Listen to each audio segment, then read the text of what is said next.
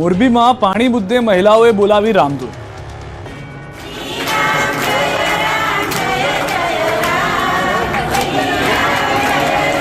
રામધૂનના રણકારથી મોરબીની commission office ગુંજી ઉઠી. મહિલાઓના હલ્લાબોલથી મનપા ઓફિસમાં હોબાળો મચી ગયો, કેમ કે મોરબીમાં કેટલાક દિવસથી પાણીની સમસ્યા સર્જાઈ રહી છે.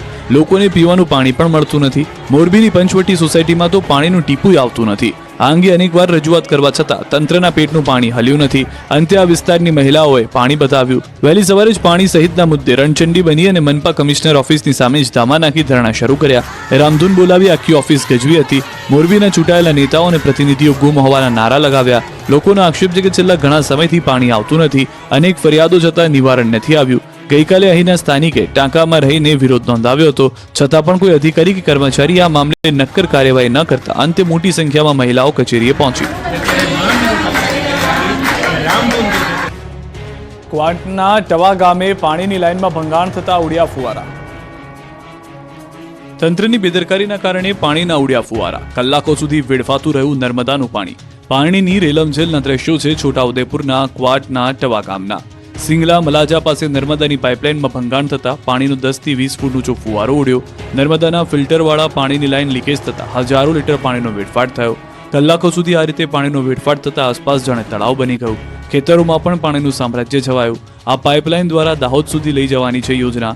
હજારો લીટર પાણીનો વેડફાટ છતાં કોઈ અધિકારી ફરક્યા નહીં. અમદાવાદના નિકોલના રોડ પર ગટરનું પાણી ફરી વળ્યું. આ કોઈ ગામડાના દ્રશ્યો નથી. આ તો જે કહેવાતા સ્માર્ટ શહેર અમદાવાદના. બાપુનગર બાદ શહેરના નિકોલ વિસ્તારમાં પણ ગટરના પાણીનું સામ્રાજ્ય છવાયું છે. નિકોલના ગોપાલ ચોક સહિતના વિસ્તારમાં ગટર ઉભરાતા રોડ પર ગંદાતું પાણી ફરી વળ્યું છે. રોડ પર ગટરના ગંદા પાણીની નદી વહેતી હોય તેવા દ્રશ્યો જોવા મળ્યા. ગોપાલ ચોક સહિત આસપાસના વિસ્તારમાં 2 ફૂટ ગંદા પાણી ફરી વળ્યા. રોડ પર જાણે નદી વહેતી હોય તેવા દ્રશ્યો સર્જાતા લોકો પરેશાન થયા. લોકોને ગંદાતા પાણીમાંથી પસાર થવું પડ્યું. 2,500 મકાનોનો અવરજવરનો રસ્તો ગટરના પાણીમાં ડૂબી જતા રોષ ફેલાયો. એએમસીમાં ફરિયાદ કરવા છતાં કલાકો સુધી કોઈ ન આવતા લોકોમાં આક્રોશ વધ્યો. રાજકોટમાં બુટલેગરના એક તરફ તવાઈ છે, આ તરફ બુલેટ રાજાઓ પર પણ તવાઈ બોલાવવામાં આવી છે. પહેલીવાર બુલેટના સાયલેન્સર પર બુલડોઝર ફર્યું. રાજકોટમાં બુલેટ રાજાઓ પર તવાઈ બોલાવવામાં આવી છે. બુલેટમાં મોટા સાયલેન્સરથી ઘોંઘાટ કરી ત્રાસ ફેલાવતા નબીરાઓ સામે કાર્યવાહી કરવામાં આવી છે. રાજકોટ પોલીસે આવા ટપોરીઓને પકડી પાડ્યા છે. અવાજનું પ્રદૂષણ ફેલાવનારા બુલેટના સાયલેન્સરને લઈ કામગીરી કરાઈ. મોડિફાઈડ સાયલેન્સરો સામે ટ્રાફિક પોલીસની ઝુંબેશ. 497 બુલેટ ડિટેન કરવામાં આવ્યા. બુલેટના 355 સાયલેન્સરો ઉપર રોડ પર રોલર ફેરવી દેવામાં આવશે. 497 ડિટેન કરેલા બુલેટમાંથી 197 બુલેટ ચાલકોએ પોલીસનો સંપર્ક પણ કર્યો નથી. મોડિફાઈડ સાયલેન્સરો સામે ટ્રાફિક પોલીસની ઝુંબેશ ચાલતી રહેશે. એક દિવસની ગુજરાત મુલાકાતે આવેલા કેન્દ્રીય ગૃહમંત્રી અમિત શાહે 651 કરોડના વિકાસ કામોનું કર્યું લોકાર્પણ. કેન્દ્રીય ગૃહમંત્રી અમિત શાહ એક દિવસના ગુજરાતના પ્રવાસે આવ્યા હતા. એક દિવસની મુલાકાતે આવેલા કેન્દ્રીય ગૃહમંત્રી અમિત શાહે 651 કરોડના વિકાસ કામોનું લોકાર્પણ કર્યું. વિવિધ કાર્યક્રમોમાં હાજરી આપી. અમિત શાહ વહેલી સવારે દિલ્હીથી અમદાવાદ પહોંચી ગયા. સૌથી પહેલા અમિત શાહ એરપોર્ટથી સીધા અમદાવાદના જીએમડીસી ગ્રાઉન્ડ ખાતે પહોંચ્યા. અહીં અમિત શાહે હિન્દુ આધ્યાત્મિક મેળો ખુલ્લો મૂક્યો હતો. અહીં હાજરી આપ્યા બાદ અમિત શાહ સુભાષ બ્રિજ ખાતે પહોંચ્યા હતા. સુભાષચંદ્ર બોઝની 128મી જન્મ જયંતિ નિમિત્તે કેન્દ્રીય ગૃહમંત્રી અમિત શાહે સુભાષચંદ્ર બોઝની પ્રતિમાને હારતોરા પહેરાવીને પુષ્પાંજલિ આપી. અહીંથી સીધા અમિત શાહ સુરત પહોંચ્યા. તેઓએ સુરતમાં બાબુલાલ રૂપચંદ શાહ મહાવીર કેન્સર હોસ્પિટલનું અનાવરણ કર્યું. સુરતની આ હોસ્પિટલમાં કેન્સરના દર્દીઓને અત્યાધુનિક વિશ્વસ્તરીય સારવાર મળી રહેશે. આ હોસ્પિટલમાં 110 બેડની સુવિધા ઊભી કરવામાં આવી છે. જે બાદ અમિત શાહ સાંજના સમયે ફરી અમદાવાદ પહોંચ્યા. ચેનપુર અને સાબરમતીમાં અંડરપાસ અને ડી કેબિન અંડરપાસનું લોકાર્પણ કર્યું. બાદમાં રાણીપમાં સભા સંબોધી. સહકાર યોજના હેઠળ બનાવાયેલા 83 મકાનો અને 12 દુકાનોના કમ્પ્યુટરાઇઝ ડ્રોનું આયોજન પણ કરવામાં આવ્યું. ગૃહમંત્રી અમિત શાહ રાણીપ ખાતે યોજાયેલી વિશાળ જાહેર સભામાં નાગરિકો સાથે સીધો સંપર્ક સાધ્યો. કોંગ્રેસ અને આપ સ્થાનિક સ્વરાજની ચૂંટણીઓ સાથે મળીને લડી શકે છે. વાંસદાના ધારાસભ્ય અનંત પટેલનું મહત્વનું નિવેદન. દિલ્હીમાં સામસામે પરંતુ વલસાડમાં હમ સાથ સાથે. વલસાડ જિલ્લાની 3 નગરપાલિકાની ચૂંટણી જોડે લડી શકે છે.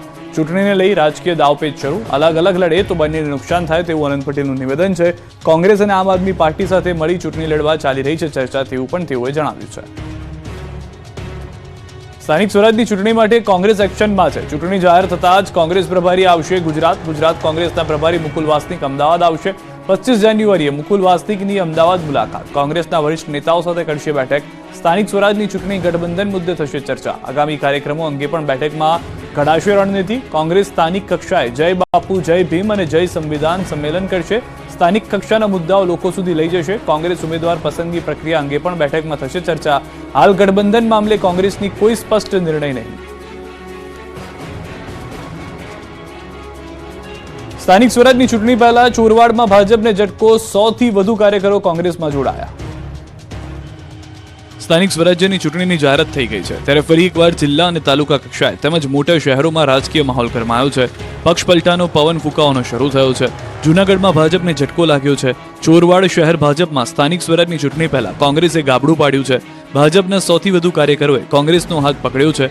રબારી અને કોળી સમાજના આગેવાનોએ કેસરીઓ છોડીને કોંગ્રેસનો પંજો પકડ્યો છે. ગીર સોમનાથના ધારાસભ્ય વિમલ ચુડાસમાએ કાર્યકરોને ખીસ પહેરાવીને વિધિવત રીતે કોંગ્રેસમાં જોડાયા.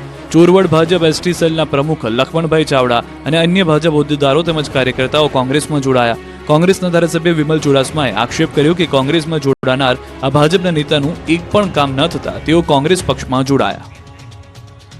અમદાવાદમાં મિની કુંભનો પ્રારંભ. કેન્દ્રીય ગૃહમંત્રી અમિત શાહે હિન્દુ આધ્યાત્મિક મેળો ખુલ્લો મૂક્યો. અમદાવાદના આંગણે મિની કુંભ મેળાનો પ્રારંભ થઈ ગયો છે. અમદાવાદના જીએમડીસી ગ્રાઉન્ડ ખાતે ભવ્ય હિન્દુ આધ્યાત્મિક મેળાને કેન્દ્રીય ગૃહમંત્રી અમિત શાહે ખુલ્લો મૂક્યો. સીએમ ભૂપેન્દ્ર પટેલ અને સાધુ સંતો પણ ઉપસ્થિત રહ્યા. કેન્દ્રીય ગૃહમંત્રી અમિત શાહ અને આરએસએસના સર કાર્યવાહ સુરેશ ભૈયાજીએ સામસામે શાલ ઉઠાડી સ્વાગત કર્યું. 26 જાન્યુઆરી સુધી હિન્દુ આધ્યાત્મિક અને સેવા મેળો ચાલુ રહેશે. 250થી વધુ સેવાભાવી સંસ્થાઓની મેળામાં સહભાગીતા છે. આચાર્ય વંદન, કન્યા વંદન, માતૃપિતૃ વંદન તથા સંયુક્ત પરિવાર સન્માન સહિતના કાર્યક્રમો છે. 11 એકરમાં આયોજિત કાર્યક્રમમાં 11 કુંડી સમરસતા યજ્ઞશાળા અને 11 થી વધુ મુખ્ય મંદિરોનું જીવન દર્શન કરી શકાશે. આદિવાસી સંસ્કૃતિની થીમ પર સમગ્ર કાર્યક્રમનું આયોજન કરવામાં આવ્યું છે. મિની કુંભના પણ લોકોને દર્શન થશે. જો તમે નિઃશુલ્ક યોગ શીખવા માંગતા હો અથવા તો યોગ ટ્રેનર બનવું હોય તો આધ્યાત્મિક મેળામાં તમામ માહિતી મળશે. મેળામાં પ્રવેશ દ્વાર પર શ્રી ગણેશની મૂર્તિ, ગૌશાળા, કલ્કી